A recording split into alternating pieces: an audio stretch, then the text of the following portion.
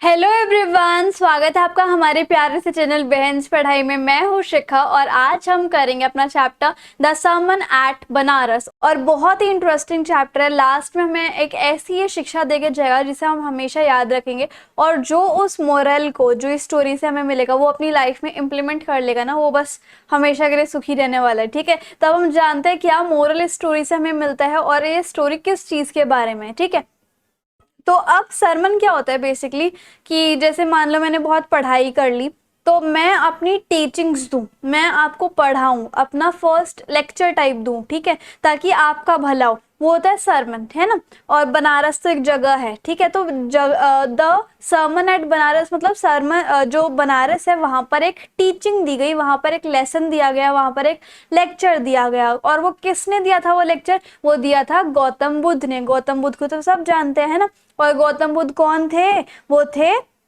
Gautam Buddha was Siddharth Gautam. Siddharth Gautam की कहानी हमने अपनी बचपन में पंचतंत्र की स्टोरीज में पढ़ी है ना, बस वही वाले गौतम सिद्धार्थ, सॉरी सिद्धार्थ गौतम। ठीक है, तो अगर आपको कोई भी डाउट है तो आप मुझे इंस्टाग्राम पे फॉलो करके डीएम कर सकते हो। और ये सुंदर सुंदर प्यारे प्यारे नोट्स चाहिए तो मैंने टेलीग्राम पर अपलोड कर दिए हैं, वहां पर से आप डाउनलोड कर सकते हो, वो भी फ्री में। इंस्टा और टेली की लिंक आपको डिस्क्रिप्शन बॉक्स में मिल जाएगी। ठीक है, तो अब क्या होता है, गौतम बुद्ध जो है वो नॉर्थ इंडिया की बहुत अमीर रॉयल फैमिली में एज अ प्रिंस जन्मे होते हैं। और उनका नाम क्या रखा होता है? सिद्धार्थ गौतम। और उन्हें जब वो 12 साल के हुए तो उन्हें बहुत दूर भेज दिया गया, ताकि जो हिंदू के सैक्रेड पवित्र स्क्रिप्चर्स हैं, जैसे कि गीता हो गया, पुराण हो गए, उपनिषद हो गए, वेदास हो गए, ये सब चीजों को पढ़ने के लिए उन्हें मतलब घर से दूर भेज दिया गया था जब वो 12 साल के थे। और फिर वो वापस लौट के कितने साल बाद आते अपने घर पे?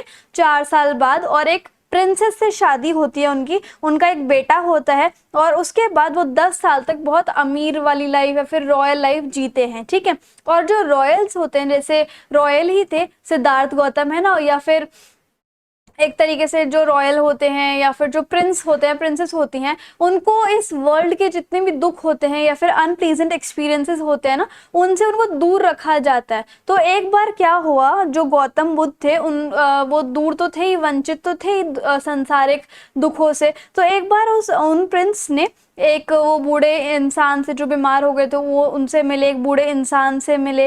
एक इंसान को उन्होंने अंतिम संस्कार होता गया, है ना। और उसके बाद उन्होंने क्या किया, एक जैसे जो भीख मांगने के लिए आते हैं मॉन्क वगैरह, फूड क्लोथ्स मनी के लिए, पुअर लोग जो आते हैं भीख मांगने के लिए, उनको देखा उन्होंने। किसने किसने देखा? गौतम बुद्ध ने। तो ये सारे एक्सपीरियंसेस जो उन्होंने ऑब्जर्व किए उस दिन, वो उनकी आंख खोलने वाले थे, है ना। उन्होंने सोचा कि अब ये सारी रॉयलिटी, अमीर घराने की चीजें मैं पीछे छोड़ता हूँ और मैं जो हूँ स्पिरिचुअल नॉलेज की खोज में निकलता हूँ। ठीक है, गौतम बुद्ध जो है वो एनलाइटमेंट, मोक्ष पाने के लिए 7 साल के लिए 7 साल लगे उनको एनलाइटमेंट पाने के लिए। और फाइनली उनको एक पीपल ट्री दिखा, पीपल का पेड़ दिखा, उसके अंदर, उसके नीचे वो बैठे रहे जब तक वो अवेकन ना हो जाए, मतलब जब तक उन्हें मोक्ष की प्राप्ति ना हो जाए या फिर भगवान की प्राप्ति ना हो जाए। फाइनली जब तक उन्होंने भक्ति की उस पीपल के पेड़ के नीचे बैठ के, वो भी 7 दिन तक, और उन्होंने वहां पर क्या पा ली? वो गॉड को पा लिया, और उनका ये जो स्पिरिचुअल एनलाइटमेंट है वो हो गया था। ठीक है, और जिस पेड़ के यानी पीपल ट्री के नीचे उनको एनलाइटमेंट मिली थी ना, तो उस पेड़ का नाम उन्होंने क्या रखा? बोधि ट्री। और वो बोधि ट्री का मतलब क्या होता है? Tree of wisdom. विजडम क्या होता है? एक ऐसी एबिलिटी जिससे हम अपने बहुत अच्छे डिसीजंस बना सकते हैं, जजमेंट दे सकते हैं। ठीक है, और इसलिए क्योंकि उन्होंने उस ट्री का नाम बोधि ट्री रख दिया था, और उनको एनलाइटमेंट भी मिल गई थी, वो जाग चुके थे, हर चीज का उन्हें पता था, तो इसलिए अब वो बुद्धा कहलाने लग गए। वो बुद्धा का मतलब क्या होता है? द अवेकंड, जो जाग चुके हैं, है ना। और उसके बाद उन्होंने अपनी जो जो रियलाइजेशंस की, तो जो जो सीखा उन्होंने अपनी लाइफ में, उसकी वो टीचिंग्स देने लग गए। उनका जो पहला टीचिंग थी, पहला जो सरमन था, वो कहाँ पे हुआ? सिटी ऑफ बनारस में, है ना। अब सिटी ऑफ बनारस को आज भी बहुत पवित्र माना जाता है। ठीक है, बहुत ही ज्यादा पवित्र, और जो कि किसके किनारे बसती है ये सिटी? गंगा किनारे, है ना। तो पहला सरमन उन्होंने बनारस में दिया था, और वो आज तक भी सजो के रखा हुआ है, प्रिजर्व करके रखा हुआ है, और आज भी फेमस है। ठीक है, और वो हमें एक नया नजरिया देता है कि इस धरती पर जितने भी इंसान हैं, पहले जो भगवान थे, अब जो इंसान है, उनकी कभी सफरिंग्स या फिर दुख जो है वो कभी खत्म ही नहीं होते, अनएंडिंग होते हैं ना। एक दुख जाता है तो दूसरा आ जाता है, तो मैन की जो सफरिंग्स होती है वो अनएंडिंग होती है। तो गौतम बुद्ध इस चीज को हमें बताते हैं कि कैसे उन अनएंडिंग सफरिंग से बचा जाए, कैसे उनसे डील किया जाए इस तरीके से। तो उनके फर्स्ट जो उन्होंने लेक्चर दिया था, कहाँ पर दिया था, बनारस में। उनके लेक्चर में क्या था कि एक लेडी थी जिनका नाम क्या था, कीसा गौतमी, और उनके बेटे की मृत्यु हो गई थी। और अब माँ के लिए जब एक बेटा चला जाता है तो बहुत ही ज्यादा पेन में होती है, दर्द में होती है, दुख में होती है। वो अपने बेटे की मृत लाश को डोर टू डोर लेके जाती हैं और सबसे बोलती हैं कि कुछ ऐसी ड्रग दो या फिर कुछ ऐसी जड़ी बूटी दो जिसकी वजह से मेरे बेटे की जान जो है वो वापस आ जाए। ठीक है, तो सबने सोचा कि इस लेडी के साथ, कीसा गौतमी के साथ इतना बड़ा हादसा हुआ है, तो उन्होंने अपनी जो सोचने समझने की शक्ति है वो खो दी है। इस वजह से वो ऐसी अजीब अजीब बातें कर रही हैं, वो डोर टू डोर जा रही हैं, कोई इंसान उनको मेडिसिन नहीं दे पाता। बट फाइनली कोई एक इंसान उनसे ये कहता है कि देखो, हमारे पास ऐसी कोई ड्रग नहीं है, हमारे पास ऐसी कोई जड़ी बूटी नहीं है, लेकिन तुम साक्या मुनि के पास जा सकते हो, साक्या मुनि बुद्धा के पास जा सकते हो। साक्या मुनि का मतलब क्या है, वो प्रिंस थे साक्यास के। ठीक है, he was born as a prince of Sakyas. Sakyas is like Sakya is like a place. ठीक है, वो वहां के प्रिंस थे, और जब उनको एनलाइटमेंट प्राप्त हुई तो उन्हें साक्या मुनि बोला जाने लग गया। तो लोगों ने सजेस्ट किया कि हम तो कुछ कर नहीं सकते, लेकिन आप ऐसा करो, साक्या मुनि बुद्धा के पास चले जाओ।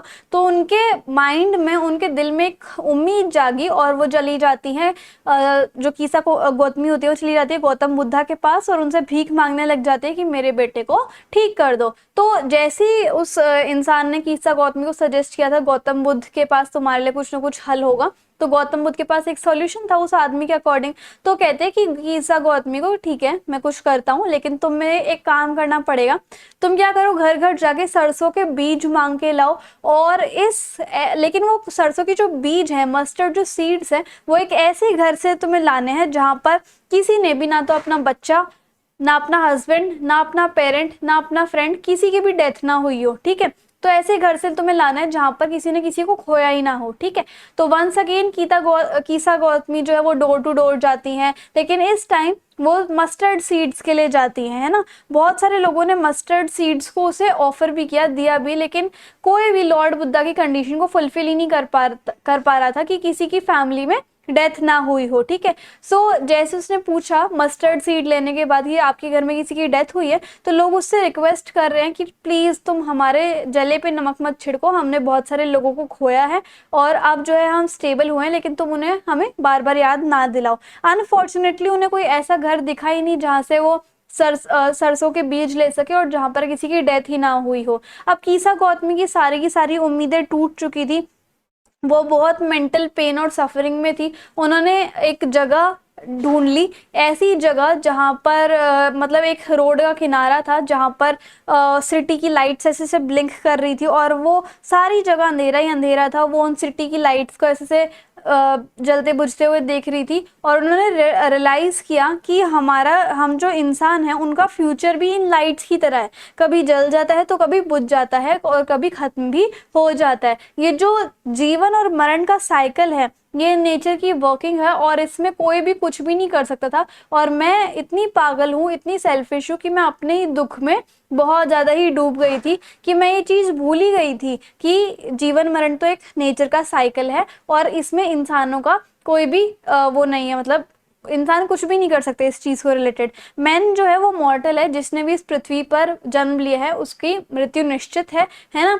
और जो इमॉर्टल है, जो अमर है, वो ऐसे लोग होते हैं जो कि कोई भी संसारिक जो सुख है वो भोग नहीं सकते। ठीक है, तो इमॉर्टल की भी दुख ही है और मॉर्टल का भी दुख ही है ना। So according to lord Buddha क्या कहते हैं कि जो लाइफ होती है मॉर्टल्स की, कि जो मॉर्टल लोग होते हैं, मतलब जिनका जन्म होता है उन्हें मरना ही होता है, उनकी लाइफ ट्रबल होती है। उन्हें क्यों ट्रबल होती है, उन्हें पता तो होता है ये फैक्ट कि जिसकी जो पैदा हुआ वो एक दिन जाएगा ही जाएगा। वो ये सोचते हैं कि अभी तो बहुत टाइम है, ये है वो है ना, ये कभी जा ही नहीं सकता। लेकिन अचानक से अगर कुछ हो जाता है तो उनका माइंड ऐसे स्ट्रक्ट हो जाता है। वो हर एक इंसान ये सोचता है कि मेरी डेथ हो ही नहीं सकती, मैं डेथ से कैसे कैसे बचूं।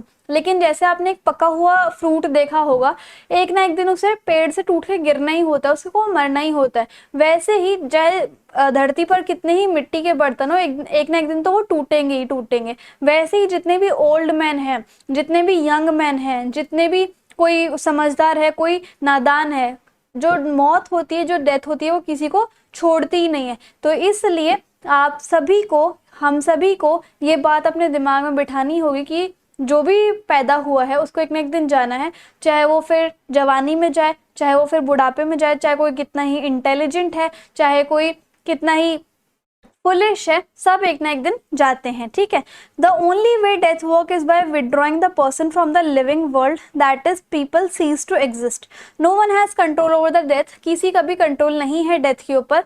ना ही कोई पिता अपने बेटे को बचा पाया और ना ही कोई रिलेटिव अपने रिलेटिव्स को बचा पाया, ठीक है। सो जैसे ही एक मेल ऑक्स को जैसे ही किसी ऑक्स को लेके जाया जाता है बुचर के पास उसको मारने के लिए, वैसे ही डेथ भी मॉर्टल्स के साथ यानी कि जीवित प्राणियों के साथ ऐसे ही करती है। जैसे बुचर किसी को नहीं छोड़ता मारने के लिए, वो उसको काट ही देता है। स्लॉटर भी किसी हर एक जानवर को काट ही देता है बिना कोई रहम करे। वैसे ही डेथ भी हर एक इंसान को, हर एक जीवित प्राणी को मार देती है, कोई छोड़ती, किसी को छोड़ती नहीं है, ठीक है। Thus the one who knows this truth, इसलिए जिसको भी ये सच्चाई पता है, जो इसको अपने दिमाग के अंदर, मन के अंदर बिठा चुका है, वो कभी भी इस लॉस से सफर नहीं करेगा, है ना। और ये जो वर्ड्स होते हैं कौन कहते हैं? हमारे लॉर्ड बुद्धा। लॉर्ड बुद्धा के अकॉर्डिंग हमें ग्रीफ में नहीं आना चाहिए, हमें सदमे में नहीं आना चाहिए, हमें इस चीज से निकलने के लिए कोशिश करनी चाहिए, ठीक है। इस सच को जान लेना चाहिए, तभी हमें अपने दिमाग में शांति मिलेगी। कीसा गौतमी की तरह हम इतने ज्यादा मेंटल पीस अपनी खोएंगे नहीं, ठीक है। सो इसलिए अगर हम इतना ज्यादा दुख में रहेंगे कि वो चला गया, वो चला गया, तो ये हमारा पेन जो है वो डबल ट्रिपल चुबल कर देगा, ठीक है। और हमारी सफरिंग जो हम भोग रहे हैं उसकी वजह से क्या होगा? हमें वीकनेस आएगी, फिजिकल वीकनेस आएगी, और हमारे दुख करने से वो जो मृत इंसान है वो कभी भी, या फिर मृत जो जीवित प्राणी है वो कभी भी वापस नहीं आ सकता। तो इसलिए बहुत ज़रूरी है समझना कि हमें अपनी पास्ट फीलिंग्स को, जो कि हमारे दुख और तकलीफ होते हैं, उनसे मूव ऑन करके हमें सैल्वेशन के पाथ पे जाना चाहिए। मतलब भक्ति के पाथ पे लगा लो, भक्ति के रास्ते पे लगा लो, या फिर भगवान को पाने के रास्ते पे लगा लो, या फिर सच्चाई को जानने के लिए उस रास्ते पे हमें चलना चाहिए, ठीक है। तो इस तरीके से हमारे जो पूरा चैप्टर है वो फाइनली खत्म होता है। इंस्टाग्राम एंड टेलीग्राम पे ज़रूर फॉलो कर लेना। सो if you like the video and the explanation, then please do like, share, comment and subscribe the channel. Thank you so much.